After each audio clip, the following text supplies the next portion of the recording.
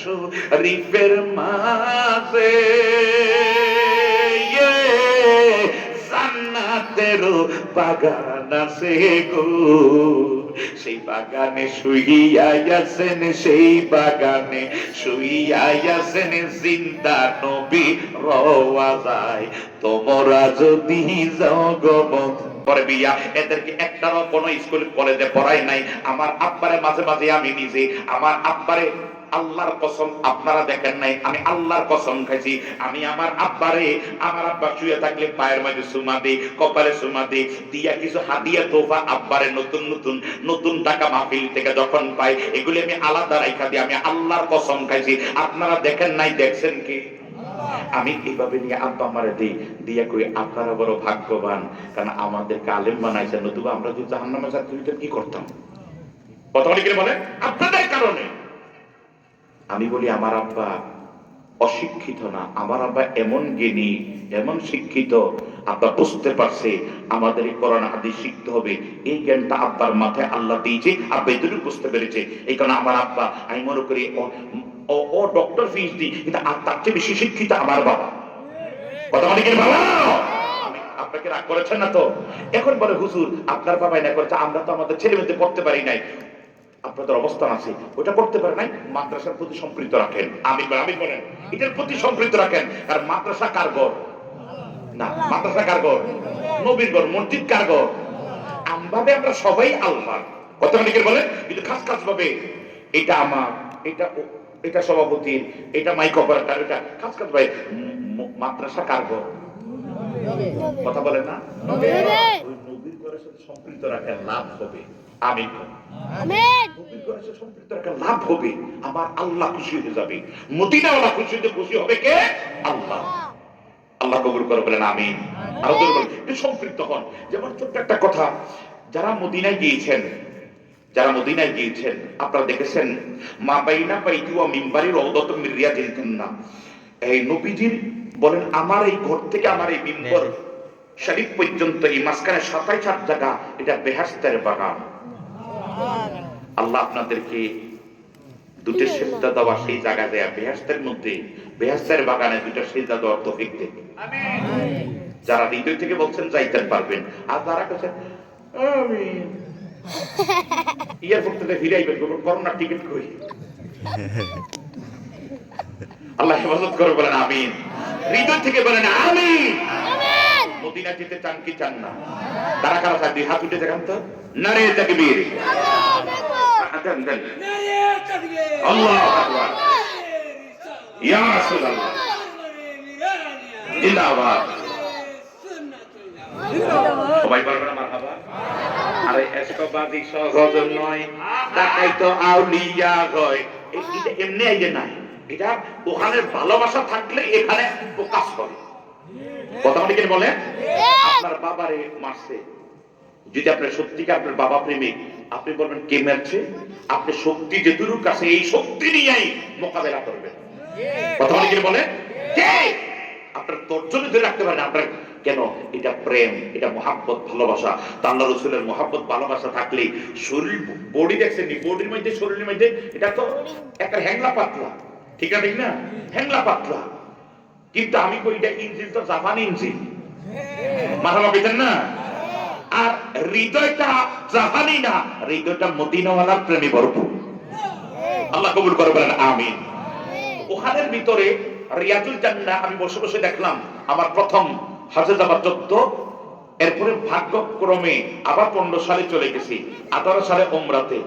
তো আমার আব্বা আম্মা, আমার ওয়াইফ, আমার চাচি আম্মা জিয়াদি কার যেই মানান জিয়াদি কাকার কথা বললাম, ওনার বড় বউ দুইজন, তো বড় চাচি আম্মা আমরা একসাথে। তো আমি তখন ওখানে বললাম, ওই যে পিলারের মাথার মধ্যে তো সব লেখা আছে, উস্তুনে হান্নানা, উস্তুনে আবুল উবাইবা, উস্তুনে আয়েশা, এইভাবে এক একটা খুঁটির নাম আছে। মারহাবা কইতেন না? যারা যারা মানে আরবি পড়তে পারে তারা জানে। ও জায়গার মধ্যে আমি হঠাৎ করে যখন রাত, তখন সম্ভবত প্রায় তাহাজ্জুদের আযানের একটু আগে, আমার প্রথম মদিনা সফর, আমি জায়গায় আমি ঢুকে গেলাম, যাই দেখছি নিরাল নিবৃত, কারণ এখনো কোনো হজের প্রথম আমরা যাই মদিনায় এরপরে চলে গেছি, হজ করার পর পরই বাংলাদেশে অনেক আগে চলে গেছি, 42 দিনের সফর তো তাই দেখি এখনো মানুষ মদিনা এত বেশি না, মাত্র শুরু হচ্ছে হজরিয়া। বাংলাদেশ সম্ভবত দ্বিতীয় ফ্লাইটে আমরা চলে গেছিলাম। তো যাবার পরে দেখলাম ওখানে যাইয়া মেম্বার শরীফটা চুমা দিয়া, এখানে চুমা দিয়া, হঠাৎ করে দেখলাম উস্তরে হান্নানা একটা খুঁটি। সুবহানাল্লাহ বলবেন না? আল্লাহ আপনাদের দেখার তৌফিক দিন। আমিন। আরো জোরে বলেন আমিন। মদিনা শরীফের মাঝে জান্নাতেরও বাগান আছে গো, সেই বাগানে শুইয়া আছেন, সেই বাগানে শুইয়া আছেন জিন্দা নবী রওয়াজায়, তোমরা যদি যাও গো আল্লাহ কবুল করবেন আমিন। হে আমার জ্ঞানী গুণী ভাই বাবার উস্তুলে হান্নানা শুনতেছেন তো? একটা খাজুর গাছের গোড়ার মধ্যে আবার নবী শুকনো একটা খাজুর গাছের গোড়ায় বসে বসে আবার নবী খুতবা দিতেন। বাজানো বাজানো তো খুতবা দেওয়ার পরে আজকে জুলিয়া তাই নতুন একটা মিম্বর বানাইয়া দিলেন। ওই মিম্বরের মধ্যে বসে আমার মদিনার কামলিওয়ালা নবী আজকে নতুন মিম্বরে বসা খুতবা শুরু মানে বক্তব্য দিচ্ছেন, আলোচনা করছেন। এইখানে গুনগুনে কান্না শোনা, আওয়াজ শোনা গেল গুনগুনাইয়া কান্নার। এখানে লম্বা আলোচনা আমি ছোটে, আমি কেন বলতেছি ঘটনাটা একটু পরে বুঝবেন। যখন লাস্টে বললেন কে রে, আবার আনা বলো কিও তুমি ও খাজুর গাছের গোড়া তুই কাগজ কিনলে গা। হে আমার জ্ঞানী গুণী ভাই বাবারা, মরা একটা খাজুর গাছের গোড়া কান্দে। শুনতেছেন তো? আমার দয়াল নবী কয় খাজুর গাছের গোড়া, ওই মরা খাজুর গাছের এটার উপর নবী বসতেন এতদিন, তুই কাগজ কেন? খাজুর গাছের গোড়া কয় নবী গো, এতদিন আপনি আমার উপর পা রাখতেন, শরীর মুবারক রাইখা বসতেন, আমার জীবন দৈন্য ছিল গো। আহা, নবীর প্রেম কাকে বলে, ভালোবাসা কাকে বলে? আমি আমাদেরকে অনেকে আমরা সুন্নি, আমাদেরকে বলো আমরা গরম সুন্নি। আমি তখন বলি ভাই আমরা আসলে গরম সুন্নি হইতে পারি নাই, গরম সুন্নি ছিল নবীর সাহাবীরা। সুবহানাল্লাহ বলবেন না? গরম সুন্নি ছিল নবীর সাহাবীরা। নবী যখন চুল কাটতেন, নাফি যখন চুল কাটতেন, সাহাবায়ে কেরাম চতুর্দিকে বেষ্টনী দিয়া এভাবে থাকতেন, ছাতার মধ্যে থাকতেন, আর নবীর চুল মোবারক পাইলে খুশি হইয়া তাবারুকান নিয়ে বাসায় চুল ধরে চলে যেত। সুবহানাল্লাহ বলবেন না?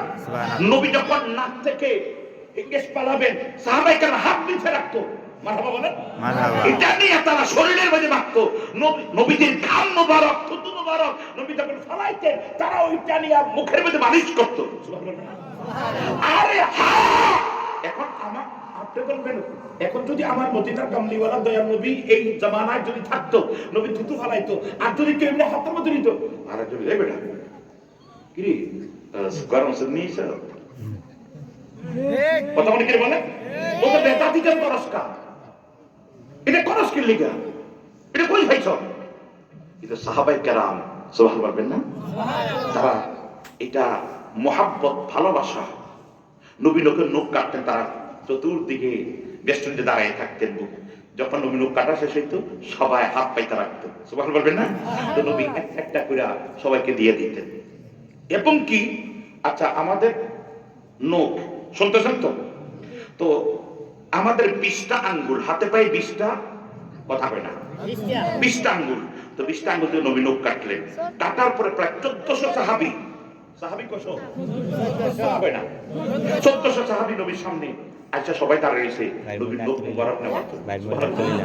আচ্ছা 20 আঙ্গুলের নখ, আচ্ছা কি 1400 হইব? দুই টুকরা করলে কি 1400 হইব? চার টুকরা করলে 1400 হইব? তো সরিষার মতো টুকরো ভাগ করলে তো 1400 হবে না। কথা মানে কি বলে? আমার নবী ঘুরে করতে ঘুরে সাহাবীর টাকায় দেখলেন তোমরা সবাই নিবা, বলে যে হুজুর সবাই। এখন নবী কারে বেচার করে, কারে খুশি করে, সুবহানাল্লাহ বলবেন না?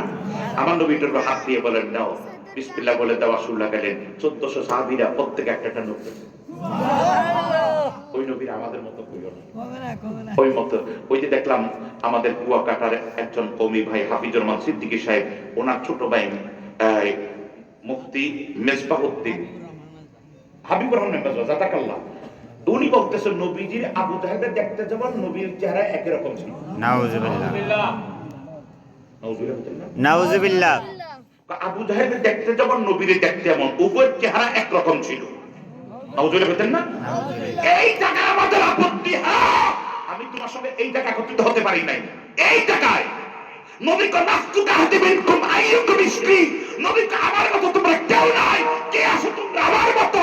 আর মোল্লাকে নবী আবু জাহেলের মতো। নাউজুবিল্লাহ বলবেন? আমি যদি ওর বাবা বেঁচে আছে এখনো, আমি যদি বলি নিসবা ভাই তোমার বাবারে আবু জাহেলের মতো দেখা যায়, খুশি হবে না বেচার হইব? কথা বল না, তোর বাবারে আবু জাহেলের মতো বলে বেচার, আর তুই নবীরে আবু জাহেলের। নাউজুবিল্লাহ বলবেন না? নাউজুবিল্লাহ। আমি বলি হা ইন্নাল্লাযীনা ইউযুনাল্লাহ ওয়া রাসূলা লাআনাহুমুল্লাহু ফিদ দুনিয়া ওয়াল আখিরাহ ওয়া আ'আদ্দা লাহুম আযাবান মুহিনা। অপেক্ষা করো আল্লাহর গজবের জন্য। কথা বলি কি বাবা?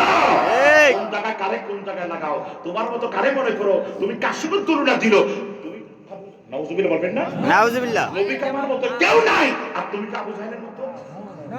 নাউজুবিল্লাহ বলবেন না? এই জায়গা আমাদের আপত্তি। তবে হ্যাঁ, আমি বলি মাঝে মাঝে আমার এসে কয়, এই জামানায় যদি ওমর মদিনায় বেঁচে থাকতো, আরে ওমর যদি মদিনায় বেঁচে থাকতো, বেঁচে দেখা যদি ওমর যদি বক্তৃতা দেখতো, ওমর যদি বক্তৃতা দেখতো ইউটিউবে, এই জামানায় ওমর থাকলে মদিনায় থাকা ওমর যখন দেখতো, বাংলাদেশের এক বক্তা মিসবাউদ্দিন, কি নাম না, হাবিবুর রহমান মিসবা, এই বক্তৃতা দিয়েছে, উনি ওমর মদিনা ত্যাগ করে বাংলাদেশে যে ওই বক্তা করলা আলাদা করে দিত। তোর মতো বক্তা বাসার দরকার না, আগে তলোয়ার ফয়সালা, ওমরের কথার আগে হাত চলতো। কথা বলি আল্লাহ এই সমস্ত বেয়াদব থেকে আমাদের হেফাজত করো, আমিন। এই জায়গা আপত্তি ভাই, তুমি যা যা বলো মাটির তৈরি করো, প্রমাণ করো, করতো, কিন্তু এমন তৈরি করতে নবীকে প্রমাণ করতে দেয়া আবু জাহেলের মতো কইস না, আঙ্গ কলিজা আঘাত লাগে। নবী আমার কলিজা, নবী আমার কলিজা। যে কথা আমি বললাম আমার আলোচনা শেষ করে দিচ্ছি, এই অবস্থার ভিতরে আমার নবীকে তুমি কান্দকা বলে, হুজুর এত যে আমার মধ্যে বসতেন, এই জন্য আজকে বিরহের আগুনে আমি কাঁদতেছি, আর কোনোদিন বসবেন না, আর কোনোদিন আসবেন না, এই জন্য নতুন মিম্বর পাই, নতুন মিম্বরে আমার নবীকে শোনো। এই একদম সুবহান বলবেন না? হাতি সবার ভিতরে সে যদি ওইটা না বলতেন, কিয়ামত পর্যন্ত ওটা কাঁদতো। জি জি, আমি আকলমানের ইশারা, বেকলদের ইশারা, আকলের ইশারা দিয়ে বলছি। আমি আগে আমি বলি দেখছি যখন বলছি, ওটা আমার মাথায় আছে, আমি বুঝতেছি। আমার আসলে গত বছর লাস্টে আসছিলাম, প্রায় 2.5 ঘন্টার মতন কথাবার্তা বলে আমি শেষ করে